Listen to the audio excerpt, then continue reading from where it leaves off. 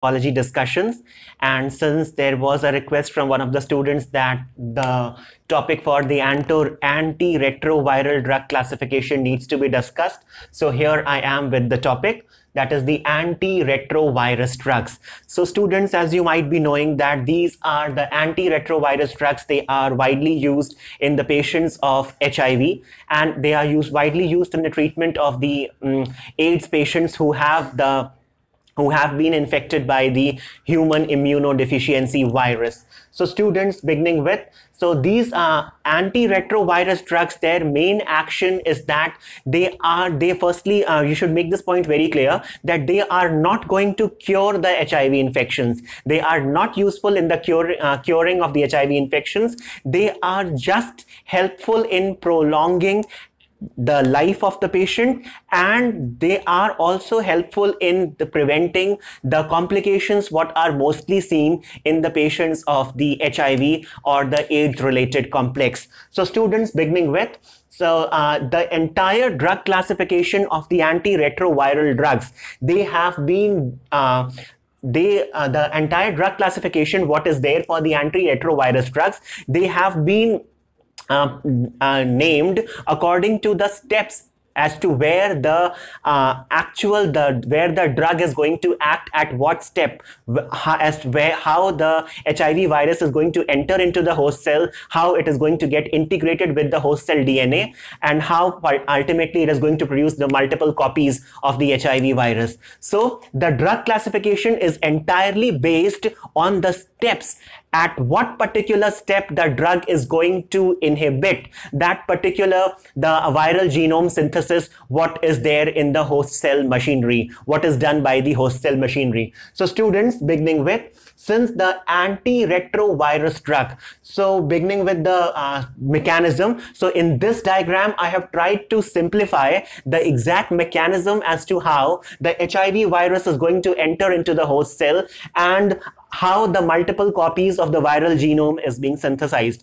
So students, beginning with, so the antiretrovirus drugs, they are mainly active on the single-stranded HIV virus, which is a retrovirus. So students, as you all might be knowing, that the HIV virus, it is a retrovirus. So retroviruses are those viruses from where, from the DNA, from in a normal cell cycle, in a normal synthesis, of the proteins, what happens is the actual the DNA is going to transcribe, by the process of transcription, the DNA gets converted into the mRNA, and finally from the mRNA the proteins are being synthesized. Since the HIV virus, it is a retrovirus, and that too it is a single-stranded retrovirus, so what it is going to happen is, this is being a retrovirus, so the reverse is going to happen, that is from the RNA the DNA will be formed, and from that DNA is going to get bind to the host cell,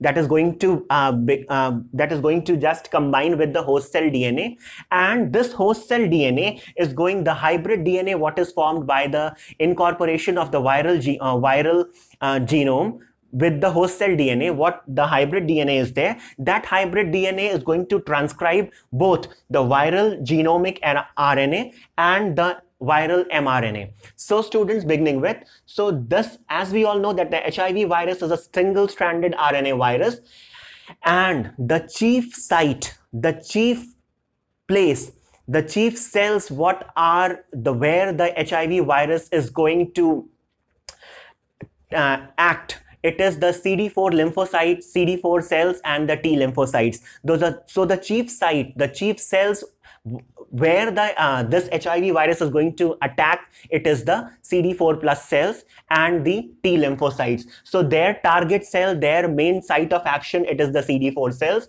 and by the presence of the enzyme viral reverse transcriptase. So students, this is a very chief enzyme on which the entire drug classification for the antiretrovirus drug is based upon. So what is going to happen is, the entire So these CD4 cells, the CD4 cells and the T lymphocyte cells, they are going to have certain receptors. So these are the chemokine receptors. So the chemokine receptor 5, that is the CCR5, and the CXCR4, these are the two receptors what are present on the surface of the T lymphocytes and the CD4 cells. And these are the receptors which are exploited by the HIV virus to gain entry into the host cell. So students, beginning with, so the HIV virus, since it is a single-stranded virus, it is going to target the CD4 plus cells of the human, and the viral reverse transcriptase enzyme is going to take part. And since this viral reverse transcriptase enzyme, it is a RNA dependent DNA polymerase enzyme. So that will lead to the synthesis of the double-stranded DNA. So what is going to happen is, on the genome of the viral RNA, on the genome of the viral single-stranded viral RNA, what is going to happen is a double-stranded DNA is synthesized by the enzyme reverse transcriptase. So this double-stranded DNA, what is going to synthesized, that is going to gain entry into the host cell, and after entering into the host cell nucleus, that is going to further integrate, that is going to further combine with the host cell DNA to form this hybrid DNA. Now, this hybrid DNA, ultimately this hybrid DNA is going to start its transcription, and by the transcription of this hybrid DNA, the viral genome RNA and as well as the viral mRNA are being produced. So these viral mRNA, what are being produced, they are basically responsible for the synthesis of the viral proteins and the enzymes, and ultimately it produces the billion copies, and the protein parts of the viral genome is being produced. Of the viral genome, what is being replicated, the protein is going to get formed by the viral mRNA, and finally packing by the protease enzyme is being done. So the entire classification for the antiretrovirus drugs is entirely based upon this mechanism as to how the HIV virus is going to gain entry into the host cell.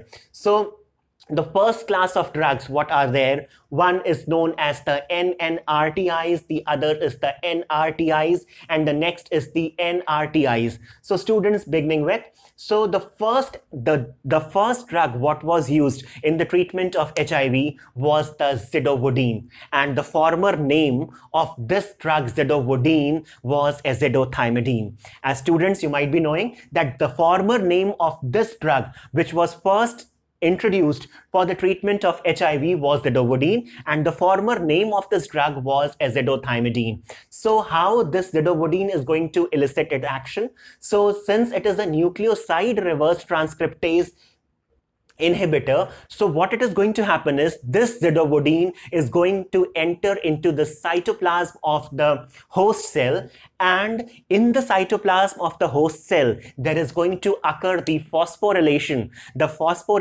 of the zidovudine, and ultimately the zidovudine triphosphate is being synthesized. Now, this zidovudine triphosphate is going to inhibit the viral reverse transcriptase enzyme, and it is going to inhibit the process of the double-stranded DNA synthesis. So students, this was the first drug what was used, and this comes under the category of the nucleoside reverse transcriptase inhibitors. Moving on to the next drug of this class, it's in India here, it is some pneumonia or okay.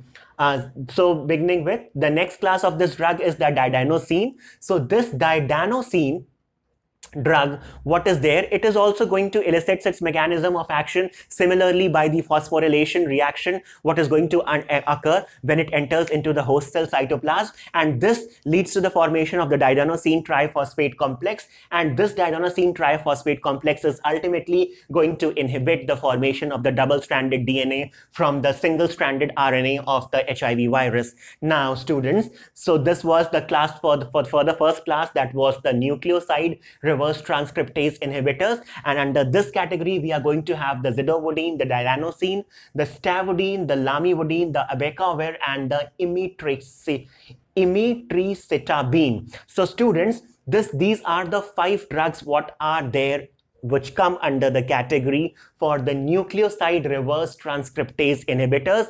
The chief and the striking distinguishing feature of these drugs is that once these drugs to gain entry into the host cell cytoplasm, they are going to get phosphorylated, and it is only after their phosphorylation, after their conversion into their respective triphosphates, they are going to inhibit the viral reverse transcriptase enzyme, which is a RNA-dependent DNA polymerase, and hence the synthesis of the double-stranded DNA they are going to inhibit. So this was the striking and the distinguishing feature of the nucleoside reverse transcriptase inhibitors. Moving on to the next class, that is the non-nucleoside reverse transcriptase inhibitors. So students, under this category we are going to have the 3-4 drugs, that is which is called as the nevirapine, the efavirenz, and the delaviridine. So students, in contrast to the drugs what I have discussed earlier, that is the nucleoside reverse transcriptase inhibitors and the non-nucleoside reverse transcriptase inhibitors. So in comparison to these 2 drugs, in comparison to the mechanism of action, how they are working, so here in the case of the non-nucleoside reverse transcriptase inhibitors, the chief and the distinguishing feature what is going to segregate these 2 classes of the drugs is that here there is no need for the intracellular phosphorylation. So students, do remember, it is only in the nucleoside reverse transcriptase inhibitors class of drugs where the drug needs to be phosphorylated to elicit its action on the reverse transcriptase, on the viral reverse transcriptase enzyme. Whereas in the case of the non-nucleoside reverse transcriptase inhibitors, there is as such no need for the intracellular phosphorylation. That is, they are directly going to inhibit the viral reverse transcriptase enzyme, and their locus of action on the reverse transcriptase enzyme is different to that of the nucleoside reverse transcriptase inhibitors. So students, these were the 2 classes of the drugs.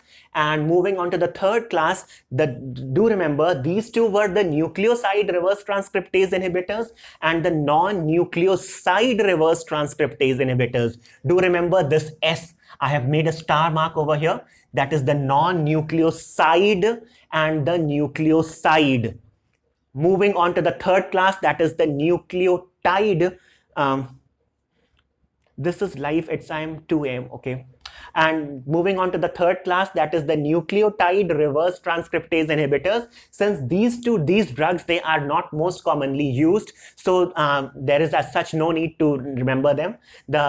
Both these, the former 2 were the nucleoside, the non-nucleoside and the nucleoside reverse transcriptase inhibitors, and the latter one is the nucleotide reverse transcriptase inhibitors. And under this category we are going to have a single drug which is called as the tenofovir. Since this drug is not very commonly used, so it is not used more commonly. Now moving on to the next step, that is, as I have already told you in the step, that is what is there. So what the hosts, after the double-stranded DNA is being synthesized from the single-stranded RNA, that double-stranded DNA of the viral genome is going to get incorporated into the host cell DNA, and in the nucleus of the host cell DNA, this hybrid DNA is going to form, and this hybrid DNA is going to transcribe into the viral genomic RNA and the viral mRNA. So students, every step of the mechanism, the drugs, whatever the drugs are there in the entire classification,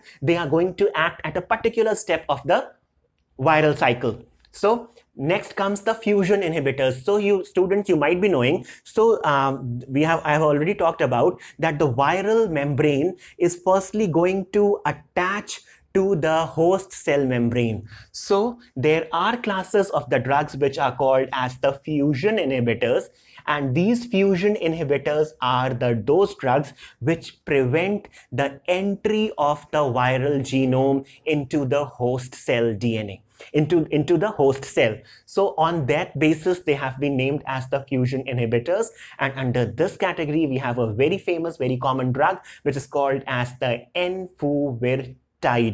Enfuvirtide is the drug which comes under the class of the fusion inhibitors. Moving on to the next class of the drug, and the very famous drug which is known by the name of the integrase inhibitors. So students, as you can see over here, that since from the single-stranded RNA genome, the double-stranded DNA is being synthesized in the presence of the viral reverse transcriptase enzyme, and this double-stranded DNA is going to join with the host DNA by the help of an enzyme which is called as the integrase. So this integrase is that enzyme which is going to help in the joining of the viral DNA to the host cell DNA. So there are certain classes of the drugs which have been developed, and their name is the integrase inhibitors. And under this category, we are going to have the very famous drug which is called as the raltegravir. So students, this was the fifth class of the drug what I have mentioned, and moving on to the sixth class of the drugs, which is known as the CCR5 receptor inhibitors.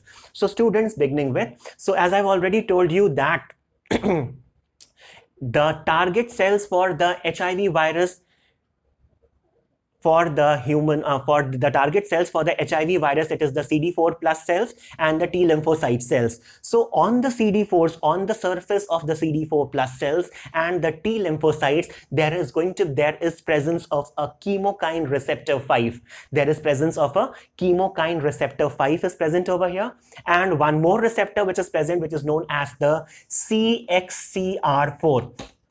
So these two are the receptors what are exploited by the HIV virus to gain entry into the host cell. So there are drugs which have been developed and which are known as the CCR5 receptors inhibitors, and the drug under this category, it is the maraviroc. So maraviroc is that drug which is the CCR5 receptor inhibitors. And the students, I would like to clarify this point, that CCR5 receptors are present on the surface of the WBCs, and these the CCR5 receptor inhibitors, these are designed to prevent HIV infection of the CD4 plus cells and the T cells by blocking these receptors. So this was the 5-6 classes what I have discussed, and finally moving on to the seventh class of the drugs, which are known as the protease inhibitors. So students, what is going to happen is, since I have already told you that once the hybrid DNA is being synthesized, so this hybrid DNA is going to start transcribing into, and it is going to produce the viral genome as well as the viral mRNA, and this viral mRNA is going to synthesize further the proteins for the viral genome. The viral genome has multiplied, what has multiple copies of the viral genome have been produced, and these viral genomes, they need to be there need to be presence of the protein coat around them. So the viral mRNA is going to synthesize the protein coat around the newly formed single-stranded RNA viruses which are being newly synthesized. So the newly synthesized single-stranded RNA viruses which have been formed after duplication, they also need the protein coat. So here comes the role of the enzyme protease. Students, do remember, it is the protease enzymes which come into play for the packaging of the viral genome what are newly formed. So the newly formed viral genomes, they are going to get packaged by the protein, and this packaging of the proteins is basically done by the enzyme protease. And there are drugs which have been developed, and they have been named as the protease inhibitors. Students, you can see, so they are drugs which have been developed as the protease inhibitors, and these protease inhibitors, under this category, we are going to have the drugs which are known as the ritonavir, the indinavir, the emprinavir, the nelfinavir, and the lopinavir. So students, these protease inhibitors, the very famous phenomena of autoinduction. Students, in pharmacology, you might be aware of the phenomena of autoinduction, where a drug is going to increase its own metabolism by activating certain enzymes. So the phenomena of autoinduction, what is studied under pharmacology, these protease inhibitors, the striking and the distinguishing feature of these protease inhibitors is that they show the phenomena of autoinduction. That is, they themselves are going to activate certain enzymes which are going to help in their metabolism. That is, they are going to activate such enzymes which will aid in their metabolism itself. So the phenomena of autoinduction is being shown by the protease inhibitors, except the ritonavir. So ritonavir is that drug which does not show the phenomena of autoinduction, whereas the rest of the protease inhibitors, they are going to show the phenomena of autoinduction. So students, the protease inhibitors, one thing the more I would like to specify over here, that since the protease inhibitors, they are acting at somewhat the later stage of the viral cycle. They are acting at a later stage of the viral cycles. So these drugs are mainly helpful in the treatment of the newly infected cells as well as the chronically infected cells. So these protease inhibitors find their usage since they are involved in the later part of the viral cycle, so they are effective in the treatment of both the newly infected cells as well as the chronically infected cells. So students, moving on, I would like to mention, so this was the protease inhibitors over here. And so students, this was a short discussion about the antiretrovirus drugs. Thank you so much for watching. And students, if you do like my video, don't forget to subscribe my channel and do share. And if you have any queries or comments, instead of commenting me here on the live session, I would love that you should please comment me in the comment section. I was unable to read what was being written over here. So students, thank you for watching. Thank you so much. Okay.